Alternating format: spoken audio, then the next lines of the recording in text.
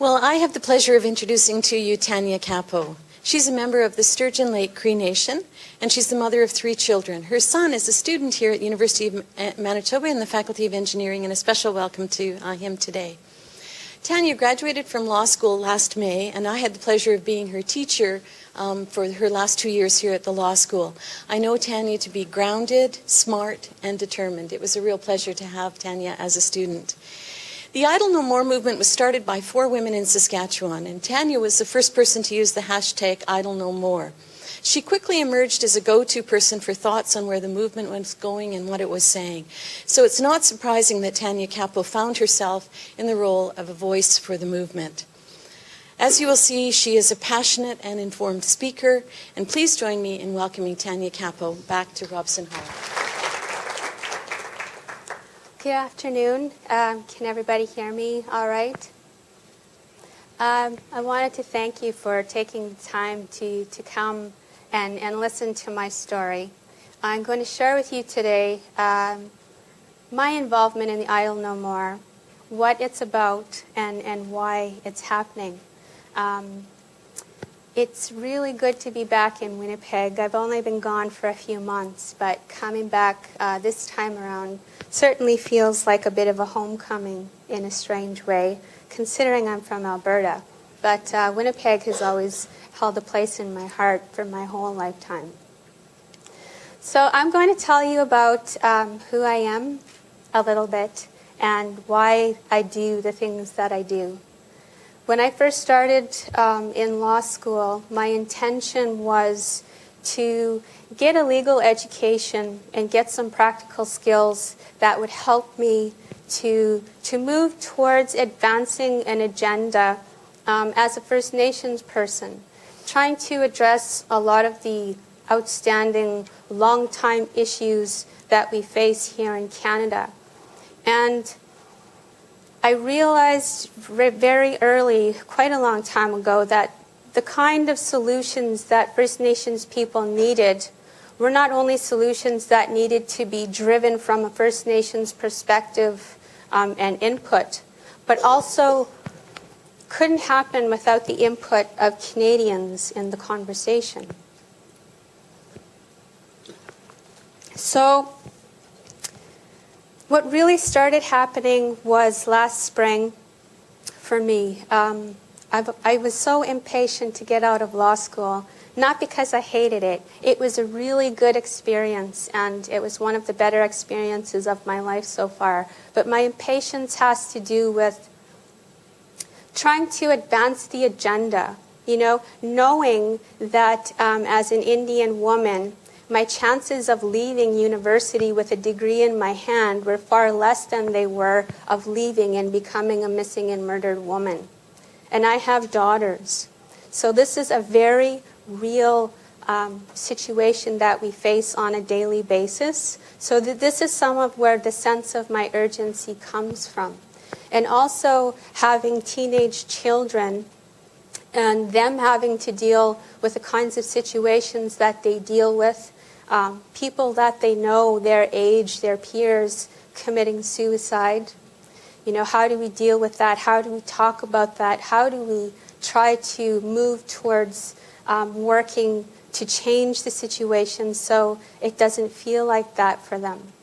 So this was my impatience in leaving law school, that I wasn't working hard enough, fast enough, because there were still so many young people killing themselves, and there were still a lot of women going missing and murdered.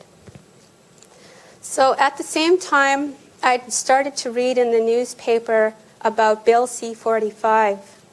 And at first I didn't pay much attention to it. It seemed to be something that only the opposition parties were talking about in Ottawa, about why this was bad. And of course you expect opposition parties to say everything is bad that the current government is doing. So most of the time you don't really pay much attention to it. But then I started to see that some of the criticisms the opposition parties were leveling had to do with changes that were being made to the Indian Act. So that kind of alerted me to be thinking maybe I should look at this a little bit more. So I did, And it turns out it's this huge 400-page omnibus bill that had all kinds of changes in it. And I saw the Indian Act changes, and I saw the changes to the Navigable Waters Act, and I freaked out. You know, there's no other way to describe it other than it was, oh my God, you know, what is this all about, and why isn't anybody talking about it? Because to me, it was an issue about lands and an issue about water. And as an Indigenous person, that's central to who we are, to our identities. And it also speaks to the treaty relationship, because the way that I was taught is the treaty, for me, where I'm from, Treaty 8, you must have heard of the saying, as long as the sun shines, the grass grows, and the rivers flow. That's not only about a length of time that the agreements are in place, but also speaks to the very protection. It's the most environmentally strong statement you can make to protect the lands and the waters and the airs, to make sure that it remains in perpetuity as long as, same with the treaties. So looking at these changes in Bill C-45, that was kind of where I was coming from. So to me, it seemed like it was really an attack on me personally as an Indigenous person by the Canadian government, trying to take away what little lands that we did have left through changes of the Indian Act. And the way that you read it, it doesn't actually say that, but when you go to law school and you learn these new skills, you know what the effect will be. So you can kind of see how these laws will have an impact. So this is what made me really, really concerned. And I'd also started to become concerned about, if I felt this way about these changes that were coming, why didn't anybody else? Why wasn't the Assembly of First Nations talking about this as something we should be concerned about? Where's the First Nations leadership in bringing this to our attention? Why aren't we going to Ottawa already to try and stop this? So I wondered these questions for maybe a couple of months.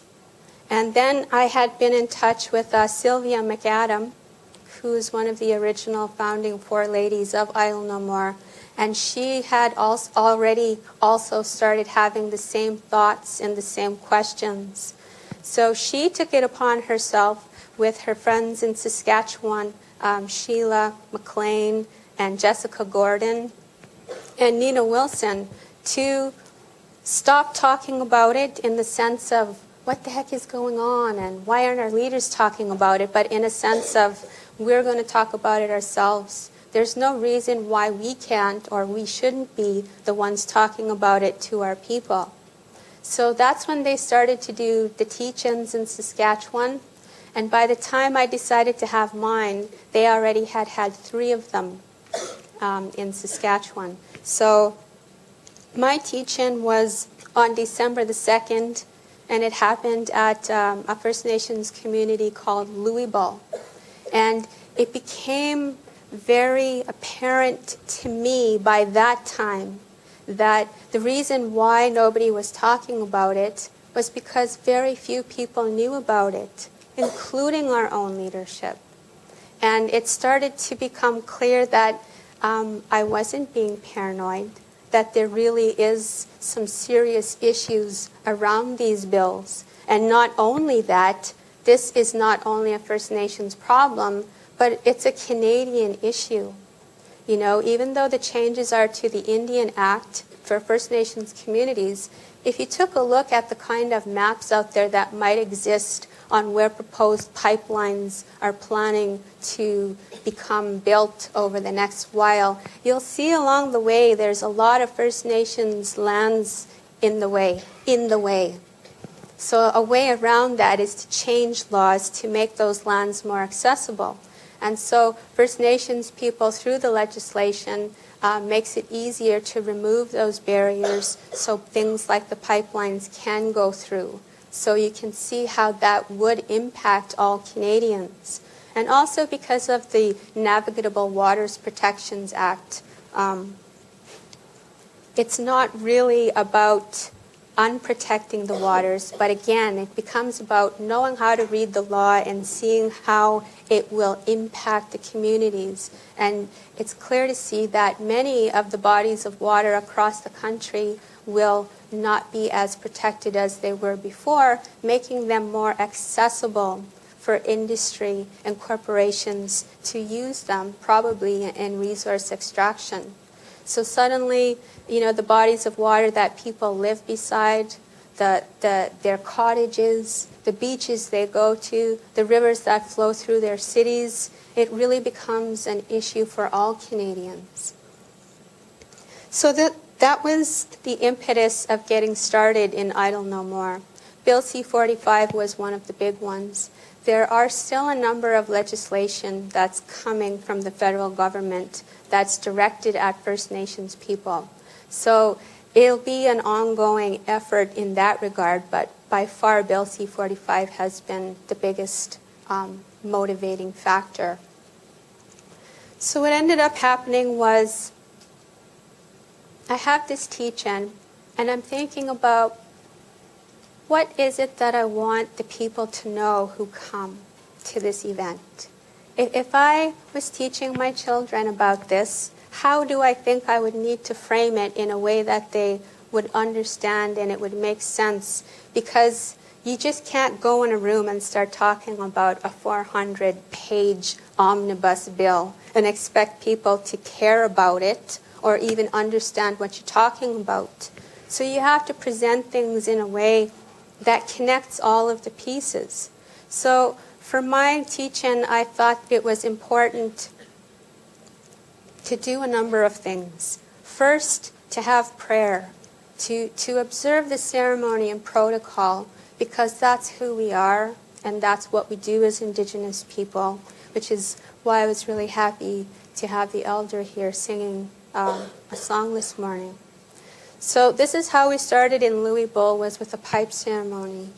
Because also when you talk about treaty, you're not supposed to just talk about it. It's a ceremony in and of itself. There's certain protocol that you have to go through before you start having that conversation. So that was the first part of the meeting. The second part of the meeting was the sort of introduction about why I was doing this. So here's the big rundown. Here's all the bills that we're facing, and this is why we should be concerned. But we'll talk to you more about that a little bit later on in the show. So this was my introduction. And also, it was important to me to establish some sort of ground rules. And for me, this has been important in my ongoing involvement in Idle No More, has been about the relationship, not just the relationship with First Nations people in Canada, but the relationship with us to the land, the relationship with us to each other as First Nations people in this country and Canadians, our relationship with ourselves in terms of inside of our communities. Because we all know the terrible times that were faced in the residential schools and the profound impacts that had on communities and families and the broken relationships that continue to exist because of those impacts. So for me, it was like a big picture. I was trying to show them the big picture of how all of these pieces fit together and why they're all important to keep in mind. Because when we're taking on something like Bill C-45 or any other piece of legislation, if you don't really know how you're doing it, why you're doing it, or what it's really about, there's really no meaning to it, right? So, and it was also important as an education piece, because I also find that not many people, including in our own communities, know about the history from our perspective, our history as First Nations people, and how we tell our stories.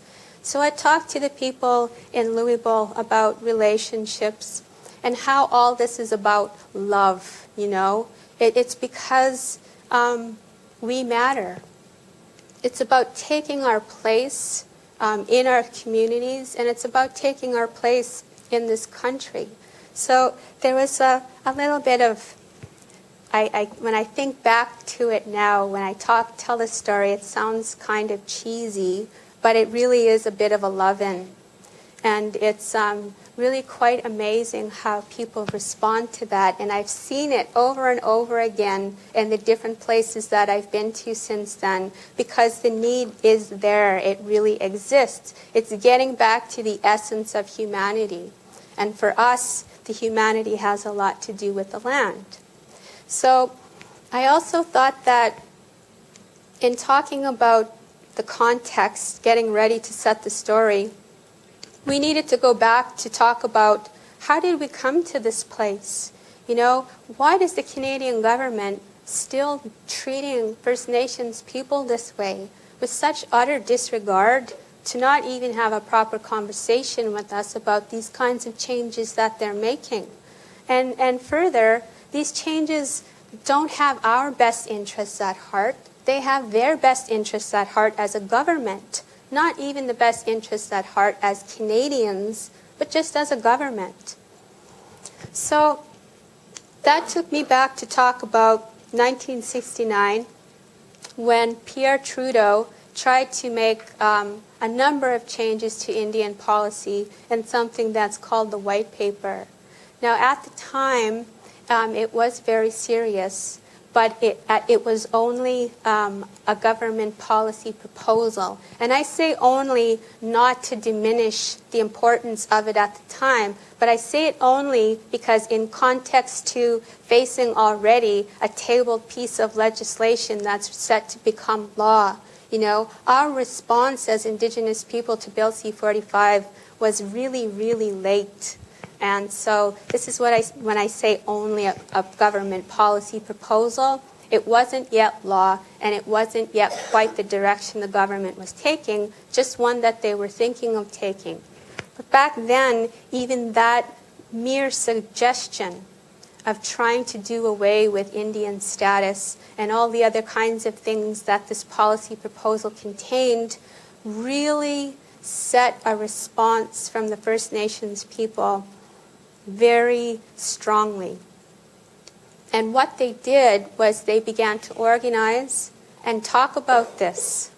Back home where I'm from in Alberta, back then they had an organization called the Indian Association of Alberta. And they're the ones who sort of led the charge to start with in building the response to this white paper. And my history in the IAA is quite extensive in terms of my family involvement. Both of my grandfathers were part of the IAA before then. A number of my aunts were involved in it. My mom was involved in it, and my dad was involved in it, and my uncles were involved in it. So not only is it a part of our history in Alberta as Alberta First Nations, but part of my own personal history. So I thought it was important to tell the people of Louisville that this is how we responded. In 1970, we put together a red paper, and this is how we fought it. You know, we laid out a very persuasive argument to the government about why they couldn't do that. And not only did we tell them they couldn't do that, we told them what they should do instead. You know, it wasn't just about complaining and saying, no, you can't do it, it's bad. It was here. This is what we want instead, because we do want change. As First Nations people, we don't want to be continually stuck in the confines of the Indian Act and the broken relationship. We do want change. So two things came out of that, which were, of course, the government decided to just scrap the white paper and not move ahead with it in terms of any government policy, but also, unfortunately, ignored everything that the white paper said, and the red paper said, in terms of what kinds of solutions can exist for First Nation people. So I thought this was really relevant and very timely to my teaching at Louisville, because the kind of approach that the Harper government is taking and has been taking since they came into office has largely seems to be using the 1969 white paper as a template to Aboriginal policy and how they're going to deal with First Nations issues. So, and also timely because the solutions are pretty much the same. I bet if we took the red paper and all of the solutions they were suggesting, we would just update a few words here and there, maybe change a few numbers to reflect today's economy, and you'll see that there's still valuable solutions that First Nations people and the government can consider and should consider because A, they were drafted by First Nations people, and B, always keeping in mind the relationship, which is something the government doesn't usually do. It's usually the government. When First Nations people think of solutions, it's having regard for the other party in the relationship. So this was what I thought the red paper was. And to talk about that with the people from Louisville was really empowering for them. Because even though it's a part of our history in Alberta, people don't talk about it much. They don't really know about it much. So when you present it to them in a way that engages possibilities for them to see an example, a recent example of people that they knew who went and fought this fight to protect their lands, to protect their identities, to protect their existence, suddenly they're listening, maybe in a way they hadn't been before. Because now they can see this can be done. There is a chance that we can do something about this, you know? So then the other part of the teach-in was, of course, the legislation itself. And there were a number of them. And that discussion took up the majority of the time for the teach-in because that was really what the teach-in was about, to give the information about these bills and how they would impact First Nations people. And that went over really well. By that time, people were sitting on the edge of their seats, kind of in a state of shock and panic that all this is happening and they have no idea. And the sense of, oh, what can we do? We need to do something about it now. So then I had Sylvia McAdam come and talk about Indigenous laws from a Cree perspective. Because I also believe that in the solutions for this relationship that we need to talk about, they have to still be grounded in who we are as an Indigenous people. And that can be found through our laws. And when I talk about Indigenous laws, I don't mean laws like the kind you see in the criminal code. You know, they're not laws like that. Indigenous laws are about ways of relating to each other, the kinds of protocols that have to be observed. They're not really do's and don'ts the way Canadian Western laws set out. It's a more respectful kind of approach. And Sylvia McAdam, I felt always, is very strong in speaking about these things because she's a speaker of the Cree language, so she truly understands what the words in the concepts of law that she's talking about. And this was important also to tell the audience in Louisville, because of how residential schools and everything else impacted our communities, many people don't think about it because many people don't know about it. So this was very much an introductory thing for a lot of people in the audience, but not for most, but for some. Because I think whatever direction we move now, we have to go back to our Indigenous ways of being, whether we're Nihiau, Anishinaabe, Siksika, whoever we are, wherever we are. That's the foundation of where we have to come from. So then I also wanted to give some thought about where are we going to go. You know, we have all this legislation. This is who we are. This is what already happened. What kind of options might we consider? Because I didn't want to go to a teach-in and talk to people and just rile them up and send them out with, you know, no real thinking about how to approach this in a good way. And so I had one of my friends come in. She's a law school graduate as well, and she did some work in international Indigenous women's issues. And she came in and she talked about the international arena, because in my opinion, the United Nations Declaration Rights on Indigenous People is also key. It holds a lot of answers for us that we could build our solutions on, that we should build our solutions on, especially since Canada became a signatory to it. There's no reason why we shouldn't be using it at this point in time. So this was the whole premise of my teaching. And it was full of a lot of love for each other. And by the end of the event, people were fired up the way that I hoped they would be, in terms of meaningfully, not just responsively and being angry and wanting to go out and, say all kinds of nasty things about Stephen Harper and the government, but going out there and thinking about solutions and reflecting on who we are as an Indigenous people and where we are, because that's important. Any kind of profound changes that are going to happen in this country for Indigenous people have to happen first in our own communities. So this is what I thought was the sense of the people when they left. And so as part of my teaching, it was broadcast online to the community radio station. And this is why I decided to use Twitter, because up until that point, I wasn't a Twitter user at all. I just used it for entertainment, following crazy cartoon people like Peter Griffin, or reading the news. I didn't really use it. So I was asking around to people that I knew who did use it, what's a tweet up? Well, how do I do a tweet up? What's a hashtag? I didn't know nothing about anything on Twitter. So someone explained it to me. Well, you make a hashtag and then you try to get people to use the hashtag, and then you can have a dialogue that way on Twitter. So I thought, oh, that's pretty cool, because a lot of people were really interested in coming to Louisville but couldn't make it. So now they can listen to it online, and if they wanted to engage with us, they can use Twitter.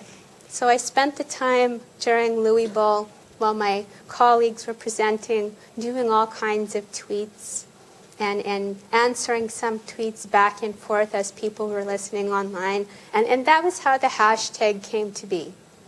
When I used it, I had no idea anything.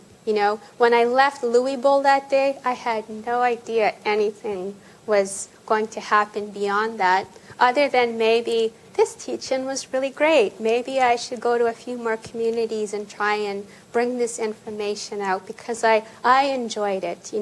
I always feel that I have not only treaty rights, but treaty responsibility, time to pay it forward. I have to go out and give back to the community, and I thought this would be a great way to do it. So How Idle No More went from those teach-ins onto Twitter, onto what it is now today, has been really quite incredible.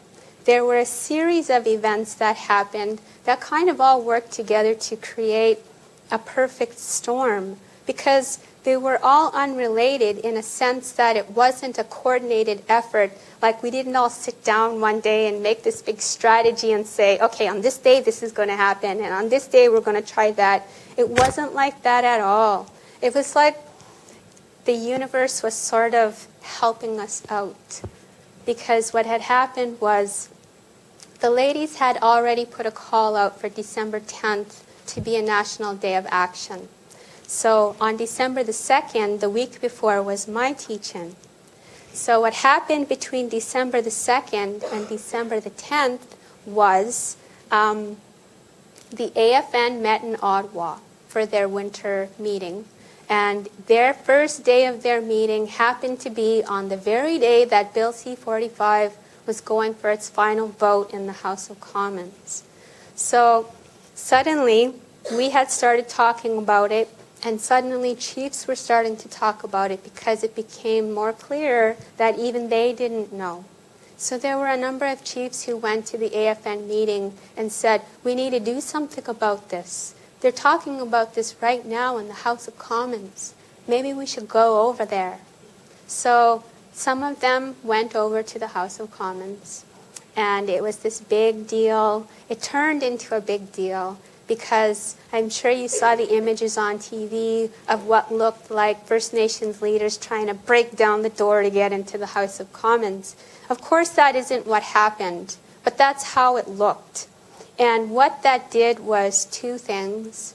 One, it demonstrated to the people in our communities that the leadership, there are some leadership out there who are willing to go and do these kinds of things to show that they are listening and they do have the same concerns as people in the communities, because there's always this disconnect. So it was valuable in that regard, but also valuable in propelling Idle No More to suddenly to be more bigger than it was, because we went from the handful of National Day of Action activities to activities on December the 10th from coast to coast to coast to coast. Suddenly we couldn't keep track of how many National Day of Action events were happening across the country.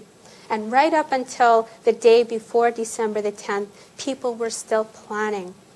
All of a sudden there was this great need to be involved after seeing what happened on Parliament Hill, which of course elevated the conversation in the media about Bill C-45, which of course is what Idle No More has been talking about. So suddenly it's this big issue.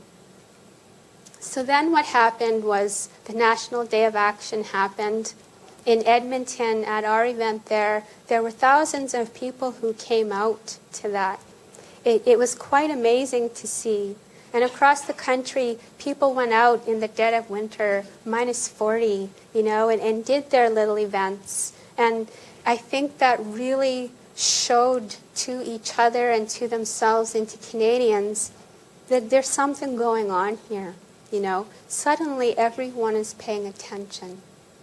So then guess what happens the very next day, December 11th? Totally unrelated to any of this, but very related to all of it on the big scale of things, is Chief Theresa Spence announces she's going on her hunger strike. So suddenly this added another level to the movement that wasn't thought of or planned on or in any way. But what ended up happening is the movement started to lend itself to support Theresa Spence because she was embarking on a life and death mission. And this is very serious. And her actions were more reflective of the state of affairs generally for First Nations people. And that's always the underlying of any resistance efforts of First Nations people. So while it wasn't directly related or planned that way, it was part of the bigger picture. So that was how Idle No More came to be the national movement that it started to become, and even globally. And suddenly on Twitter, Idle No More trended over and over and over again. Everyone was involved in this conversation on Twitter. What's this Idle No More about? They want to support Chief Spence. Suddenly Canadians are saying, what the heck? This is what they're trying to do to water. This is what they're trying to do to the lands. And paying attention in a way that they hadn't been paying attention. And around the world, Indigenous people and different groups started to show solidarity. And we started to see videos on YouTube of events happening across the ocean, in South America, everywhere. Even if it was just a photograph of someone in the desert saying that they're supporting Idle No More, it was going out there in such a big way. And I would watch it on Twitter, and people would be phoning me and asking me the question. The questions are always the same from everyone. Did you ever expect it to get this big? And my response is always, when I did my teach-in, I thought I would be really lucky if I had 20 people show up that day. And how many actually showed up were over 100 that I could count in the room anyway. So that was how it came to be, and why it came to be anyway from my involvement. And I think when the flash mob round dances started, that was really amazing. I seen it on someone's Facebook there was a flash mob round dance in a mall in Regina. And I was like, oh, that's so cool. So I start sharing the video on Facebook, and suddenly everyone's like, oh, that's so awesome. Next thing you know, I'm emailing some friends, let's do one at West Edmonton Mall. So in like 24 hours, boom, there we were at West Edmonton Mall, 14 drummers. And it was really funny at first. This is always laugh when I think about all these Indians standing around in the mall trying to look inconspicuous, waiting for the drummers to start drumming, right? Because if you were like walking around, they're like, oh, look, they must be waiting. Oh, look at those ones over there. Oh, look at up there, you know. It was really funny in that sense. And at 6 o'clock when it was scheduled, all the drummers were lined up, and you can feel the energy building in the crowd. It was almost like this big sense of uncertainty, but also this sense of excitement. The uncertainty and wondering, how are these mall people going to respond suddenly to these Indians dancing in this drum music, right? And this excitement and being, we're not going to be invisible. We're coming here to the mall. We're going to assert our existence in this mall by dancing a round dance in this flash mob for 2 songs, right? So this is this competing kind of feelings there that day. And so at 6 o'clock, I went over to the drummers, and I'm like, okay, go. So then they started drumming, and there was this huge, there was thousands of people there that came. And it was this big round dance, and it was amazing. And this is part of the kind of the beauty that has been for me of Idle No More. If it ended today, to me, I would think that it was a very beautiful awakening, not only for our people, but for Canadians as well, because I start to see the reflection of people in the crowds, at the flash mobs, and at the protests that they go to, and at the teach-ins that they go to, the conversations on Facebook, the conversations on Twitter, of this sense of pride that they never felt before. And I did get some notes here and there of people writing to me saying, thank you. For the first time in my life, I'm not ashamed to be a First Nations person. And I think that when I hear those kinds of things, when a mom comes and tells me that her son has been struggling with addictions issues all his life, and she's always worried for him, is he going to commit suicide this time? To telling me that her son returned home from treatment, and while he was in treatment and watching the news and looking on Facebook, he sees all this stuff, and he comes home someone that she thought existed in her son but never saw it until he came home and said, Mom, I'm going to come home and I'm going to do an Idle No More event. And suddenly he has a purpose. He remembers why he needs to exist. And I think to me that has been the most beautiful part of Idle No More, is that awakening and that awareness that it has brought within our community, amongst our young people. You know, it's a grassroots movement. And what that meant has been that these are the principles. We're going out there to protect the lands and the waters, and we're going to do it in a peaceful way, in a loving way. And that's basically the principles. How you express that in your community is up to you, because this is about you. So a lot of young people across the country have really taken it on in a way of it becoming a way of life now. And this is all they think and do and dream about, is this conversation now that they know can finally happen. And I see it now with Canadians, you know. Theirs is the same thing. Suddenly, me as an Indian person is nothing like what they thought an Indian person was.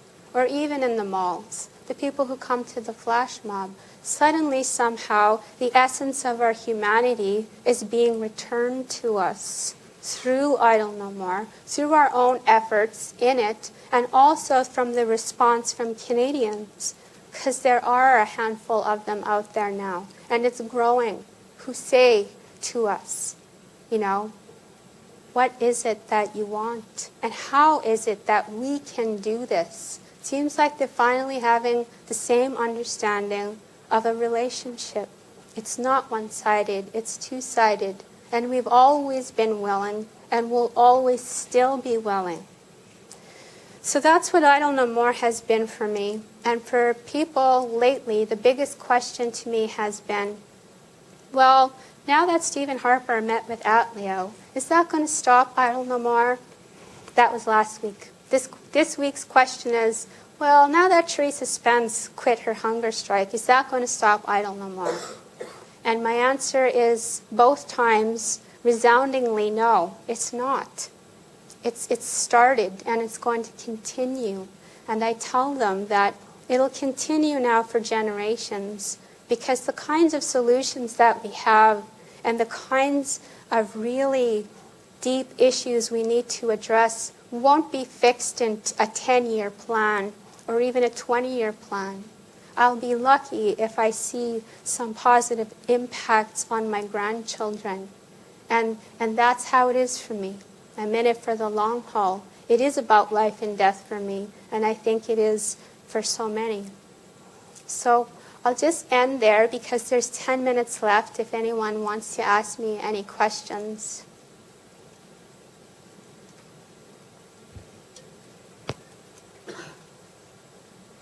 This room has very flat sound, so we really prefer that people use mics, and we've got some people that are going to run with the mics. Danielle. Thanks very much for your talk. That was incredible. What happened with C45? You said that when the Chiefs went over to Parliament Hill, it was the last day that it was on the table. So is it in effect, or where is it? Yeah, it passed the vote in the House of Commons, and then just before the government shut down before Christmas, it did make its round through the Senate, so it did become law before Christmas. So some First Nations, two First Nations communities in Alberta have partnered up, the Mikisew Cree Nation and the Frog Lake First Nation, to launch some legal challenge against Bill C-45. So as far as I know, that's where things are at with that. Thank you as well for your talk. I'm just curious, how do you feel about the blockades? And is it part of the movement or not? Or This is also a question that comes up all of the time. There are some communities who are doing what they're calling traffic slowdowns. So they're not full-on blockades, but the idea around the traffic slowdowns is to be present on the highway and stop each car and have a bit of a dialogue with them and give them information and then let them keep going. In terms of the blockades, that's not something that's sort of being encouraged at this point in time. You know, the idea is to keep the dialogue open and as peaceful as possible. And I know that there's some issues, legal issues, around blockades that we're always trying to caution against. How can we help? What can we do as kids? I think that's a very important question. I have 3 children, and one of the funny things that happened is my 8-year-old daughter says to me not that long ago, "Mom, who's Bill?" I said, "I don't know no Bill." She said, "Yes, you do." I said, "No, I don't." "Yes, you do. You talk about him all the time." And when we were at the mall, she said, "I seen a sign and someone said to kill Bill." And I said, "What?" And she said, "His last name is C-45. And I tried so hard not to laugh because she was serious. She thought Bill C-45 was a man. So I had to have this conversation with her to try to explain to her what Bill C-45 is and the kinds of things that she can start thinking about and doing to help. Like my kids come with me to the flash mobs that I go to and to the different events. And sometimes that's all you have to do, is just go there and show support. Because what that does is it gives you an opportunity to learn about it and to be involved in a way, a different way. Not just as an observer, but as a participant, to just be there. So I always think that the events that Idle No More has is always very kid-friendly, because the majority of the people who do the organizing and take the leads tend to be people with families. So children are very much a part of it in terms of participating. And that's really how we've learned traditionally, is just being there with the family as things were happening. So I would just say, attend an event. Talk about it with your classmates, with your peers, about what does this mean for you? Because this will be a conversation that you'll have to keep having as you grow up and as time moves on in the country.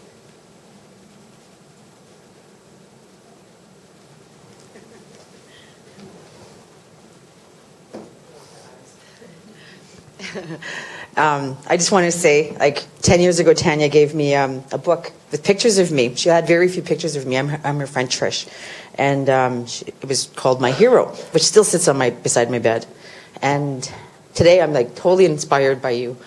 And you know, in recent interviews that I've been doing with all the Idle No More stuff that I've awakened, you've awakened something in me, and I didn't think that, you know, that was there. And now I feel like for myself, yeah, I'm happy to be Indian, and I'm happy to be, I don't even call myself Indian, I'm happy to be an Aboriginal woman, you know, and the stuff that we've done and the stuff that you ignited, like when you did the round dance in Edmonton, that my friend sends to me, she goes, you should do one. I said, here?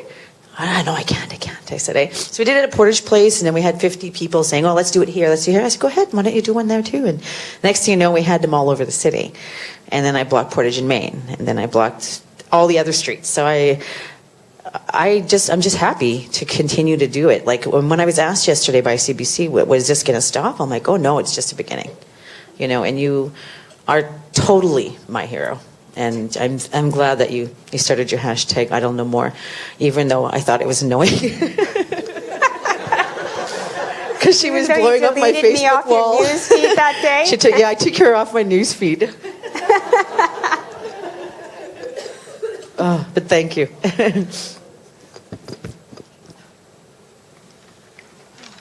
Hello, everyone. My name is Deborah Young.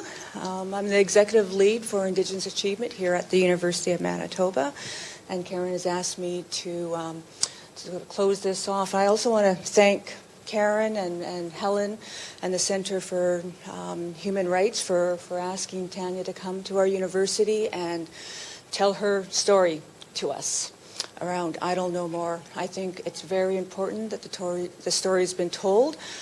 And I personally want to thank you, Tanya, for coming. I, too, am very inspired. I was very inspired by your words. I understand the movement so much more because you came and shared with us. I love the fact that Idle No More, it is a grassroots movement, but it's actually all of our movement, right? It's how we are responding, how we are reacting, and how we are choosing to educate not only our children, our families, our communities, but also our non-Aboriginal friends. So I thank you for that. Our university is proud of you, and I'm proud of you. What I really enjoyed was your statement about it is a beautiful awakening. It is a very beautiful awakening, and it's nice to be part of it. It's timely, it's good, and it is indeed beautiful. I took a whole bunch of notes on your on your poster, and but those were the gist of what I just wanted to thank you. So thank you so much for coming.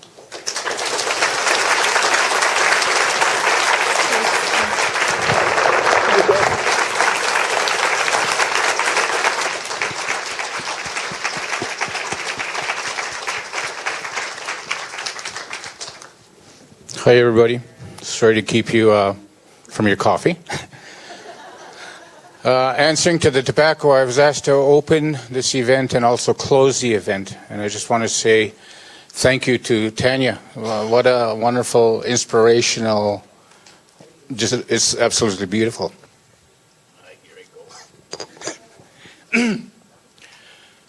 I was a part of a movement when I was in my youth, a spiritual movement. It was called, at the time, the American Indian Movement.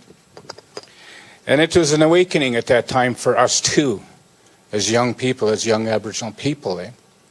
A lot of those people that were awakened at that time today are now called elders and leading the nation.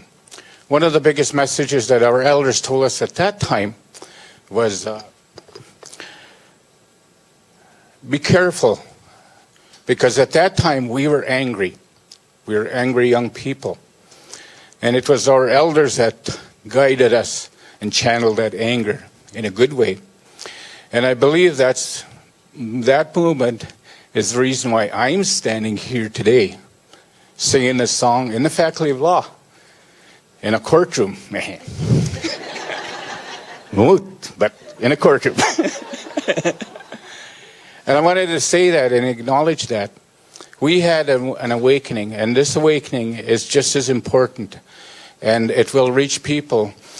What I think and also believe is important, that it's led by the women of our nation. And us as men have to wake up to that they are our true leaders. They are.